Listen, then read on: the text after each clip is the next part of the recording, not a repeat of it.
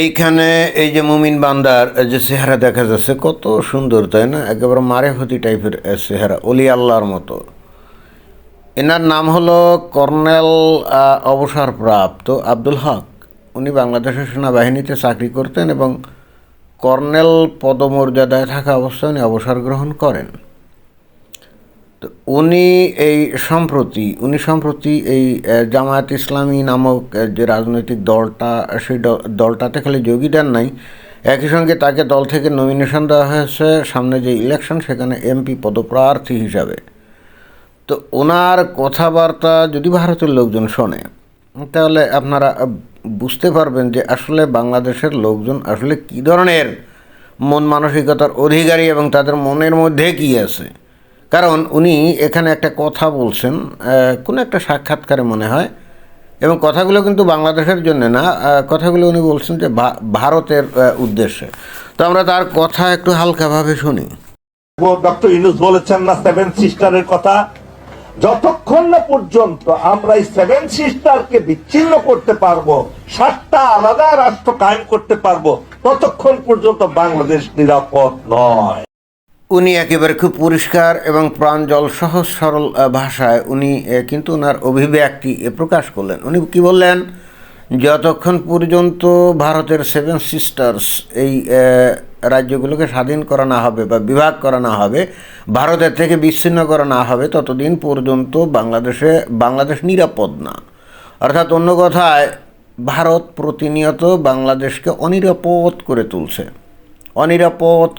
এখন কিভাবে অনিরাপদ করে তুলছে এটা আমরা ঠিক জানি না, কিন্তু ওনার ভাষ্যমত, এবং উনি সেনাবাহিনীতে কর্মরত ছিলেন, এবং আমরা খুব বিশ্বের সঙ্গে লক্ষ্য করি যে বাংলাদেশের যতগুলো সেনা কর্মকর্তা যারা নাকি অবসরপ্রাপ্ত, একেবারে প্রত্যেকটা ব্যক্তি দেখি এই ভারতের বিরুদ্ধে এরকম কথা বলে, এবং তারাও কিন্তু সেভেন সিস্টার্স আলাদা করে দেওয়ার কথাবার্তাই বলে।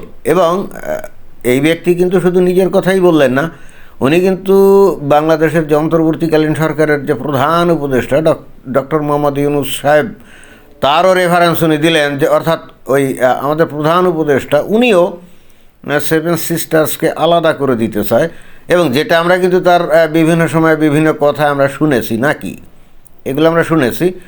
এবং এই ব্যক্তির বক্তব্যকে জাস্ট ওনার ব্যক্তিগত বক্তব্য হিসেবে ধরে নিলে কিন্তু হবে না। কেন হবে না? কারণ তো জামাত ইসলামের রাজনীতি করেন, তাই না? এবং এই জামাত ইসলামের আরও একজন রাজনীতিবিদ আবু তাহের, উনি কিন্তু যে আমেরিকাতে কোনো একটা সংবাদ সম্মেলনে উনি কিন্তু নিজেই বলে ফেলছিলেন যে তার জামাত ইসলামে 50,000 জিহাদি আছে, যারা ট্রেনিং প্রাপ্ত, যারা নাকি ভারতের সাথে যুদ্ধ করার জন্য অলওয়েজ রেডি। অর্থাৎ এদের কথাবার্তাকে যদি কেউ মনে করে যে এটা তাদের ব্যক্তিগত অভিমত, এইটা কি বলছে না বলছে, জি না, এইটা তাদের রাজনৈতিক স্ট্যান্ড, এবং একই সঙ্গে এটাও বুঝতে হবে এটা দুই একজন ব্যক্তির কথা না। তো তার কথা আরও একটু আমরা শুনি। 7টা রাষ্ট্র কায়েম করতে হবে, এবং সেই জন্য লোকেরা বসে আছে, কিন্তু আমরা সাহায্য করতে পারছি না তাদেরকে। এটা আমি গোপনে বলছি না, প্রকাশ্যে বলছি। এই কথাগুলো উনি কিন্তু গোপনে বলছেন না, একেবারে প্রকাশ্যে বলছেন।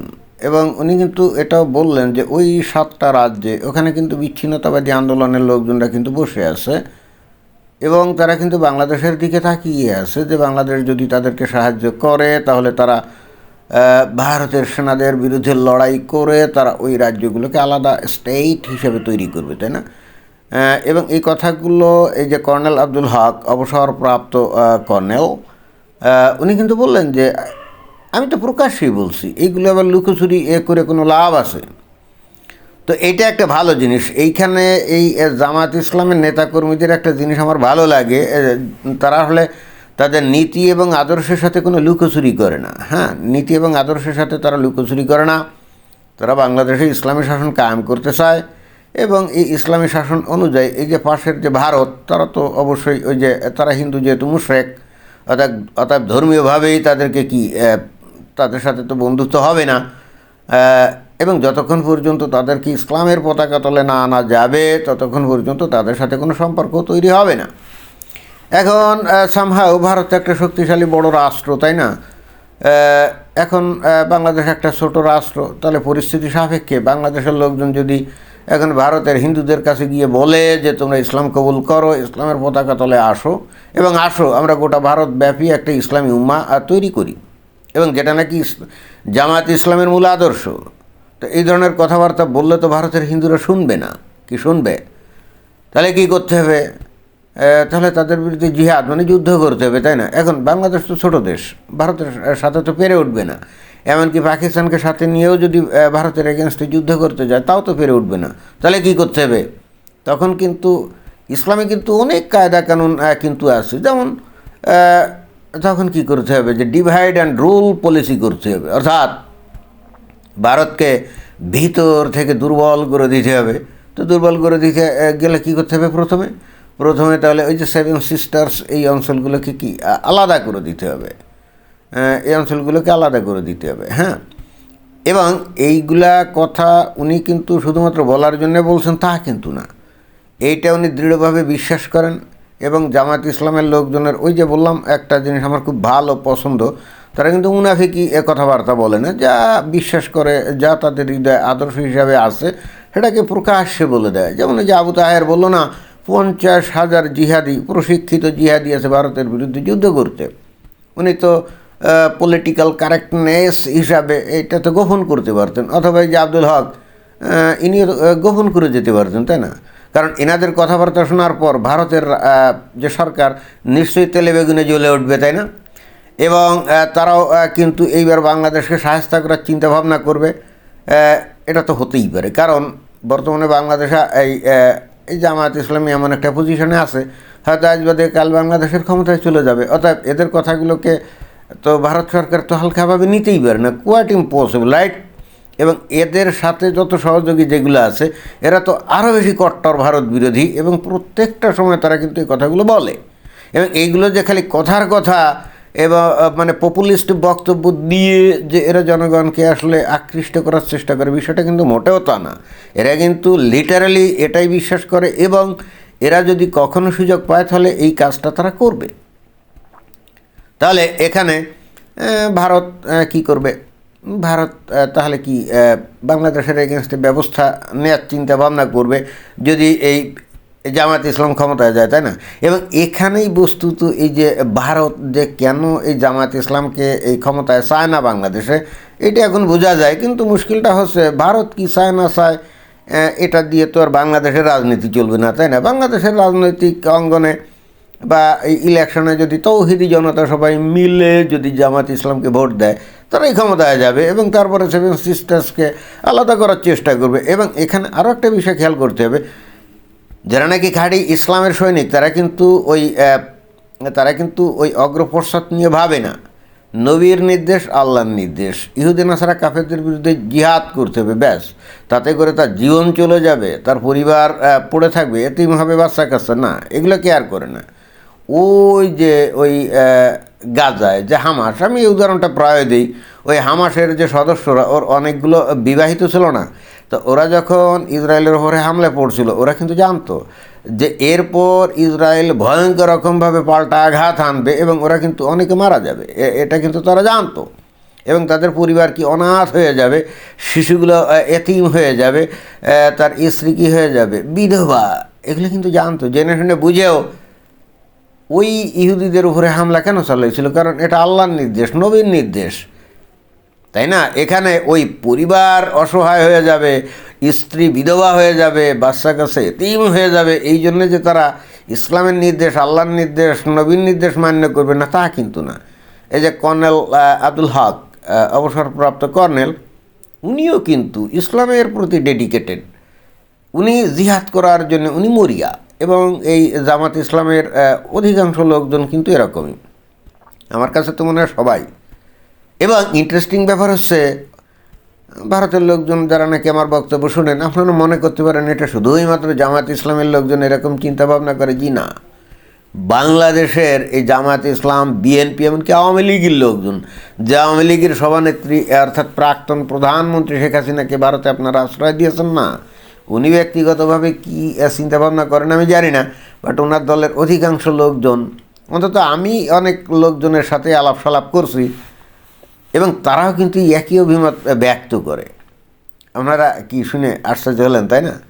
বেসিক্যালি বাংলাদেশের মুমিন মুসলমান, বাংলাদেশের টোটাল জনগণের কথা 91-92% না, এদের কিন্তু এই যে আব্দুল হক যে কথাগুলো বললো না, এটা বিশ্বাস না করে কিন্তু উপায় নেই। কারণ ইসলাম ধর্মের নির্দেশ বিধান কিন্তু এটাই।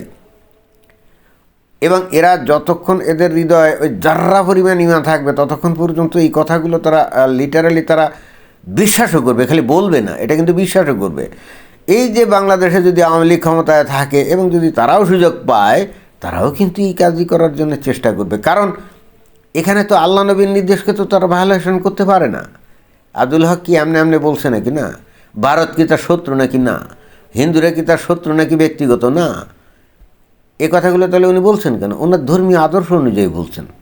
ওনার ধর্মে এই সমস্ত নির্দেশই ওনাকে দেয়া আছে। আল্লাহ এবং তার নবী তাকে এই নির্দেশই দিয়েছে যে অমুসলিমদের বিরুদ্ধে তার জিহাদ করতে হবে, তাই না? তো সেই হেতু তাহলে ঠিক আছে, 7 সিস্টার্সকে যদি আলাদা করে দাও, তাহলে মোটামুটি জিহাদের একটা অংশ সমাধান হয়। এখন উনি বললেন যে এই বিষয়টাকে নিরাপত্তার বিষয়, তাই না? আসলে নিরাপত্তার বিষয় এইটা হলো একটু অজুহাত। ডাইরেক্টলি তো আর বলতে পারে না যে আমি মুমিন মুসলমান, আমাকে জিহাদ করে ভারতকে আক্রমণ করে দখল করতে হবে, তাহলে তো মুশকিল। তাহলে তো আবার ভারত তখন চুপচাপ থাকবে না। যদিও উনি যে কথা বলছেন এই কথাতেও ভারতের চুপ থাকার কথা না। অর্থাৎ সত্যিকার অর্থে এই জামায়াত ইসলাম যদি ক্ষমতায় যায়, তাহলে ভারতের কপালে যে বহুত দুঃখ আছে এতে কিন্তু কোনো সন্দেহ নাই। যদিও আবার ইন্টারেস্টিং ব্যাপার হচ্ছে, এই জামায়াত ইসলাম তারাও নাকি ভারতের সরকারের সাথে যোগাযোগ করছে। কেন করছে? এবং করলেও ভারত কি তাদেরকে বিশ্বাস করবে বলেন? এইবার দেখছেন যে এই কিছুদিন আগে এই যে তাদের জয়শঙ্কর পররাষ্ট্রমন্ত্রী কেন এই যে তারেক রহমানের সঙ্গে এসে দেখা করছে এবং এমন ভাব করছে যেন এই তারেক রহমান বাংলাদেশের প্রধানমন্ত্রী। অর্থাৎ ভারতও বুঝে গেছে ঘটনা যা চলছে বাংলাদেশে ভবিষ্যৎ খুবই খারাপ। এই জন্যে আগে ভাগে এতদিন তো তাদের প্রিয় দল ছিল কি আওয়ামী লীগ, যেহেতু কোনোভাবেই আর ফিরবে না, তো ঠিক আছে মন্দের ভালো হিসাবে এবার বিএনপিকে ধরি। কিন্তু এখানেও কিন্তু এই ভারত একটু বোধহয় রং নোশনে আছে, মানে ভুল ধারণা নিয়ে আছে। জামাত ইসলামের লোকজন যেমন এই 7 সিস্টার্সকে ভাগ যোগ করে একেবারে খান করে দিতে চায় না, বিএনপির লোকজনে কিন্তু একই আদর্শের অনুসারী, ক্লিয়ার। এবং অতীতে যখন বিএনপি ক্ষমতায় ছিল তারাই কিন্তু এই যে অনুপ চেটিয়াকে আশ্রয় দিছিল, এই তারপরে তার যে উলফা গেরিলাদের জন্য যে 10 ট্রাক অস্ত্র টস্ত্র, এগুলো সবই কিন্তু বিএনপির আমলে, বুঝছেন? সুতরাং আমরা কিন্তু ধরে নিতে পারি যতই ভারত এই বিএনপিকে সমর্থন করুক বা যদি জামাতকে সমর্থন করুক, ইট ডাজন্ট ম্যাটার। কারণ বাংলাদেশের মুমিন মুসলমানরা তো তার ইমানের সাথে বেইমানি করতে পারে না। আল্লাহ এবং নবীর নির্দেশ বাদ দিয়ে তো আর ভারত সরকারের নরেন্দ্র মোদীর কথা শুনতে পারে না, তাই না? তো যাই হোক, এই কর্নেল অবসরপ্রাপ্ত আব্দুল হক সাহেব, তাকে আমি ধন্যবাদ জানাই যে এই কারণে যে এনারা যা ভাবেন, এনার মনের মধ্যে যে আদর্শ, এগুলো ক্লিয়ার কাট বলেন, একেবারে ওপেনলি বলেন। এগুলো কোনো গোপন সোপন করে ওই মুখে এক কথা কাজে ভিন্ন এরকম না। এই জন্য ধন্যবাদ পাওয়ার যোগ্য। ধন্যবাদ।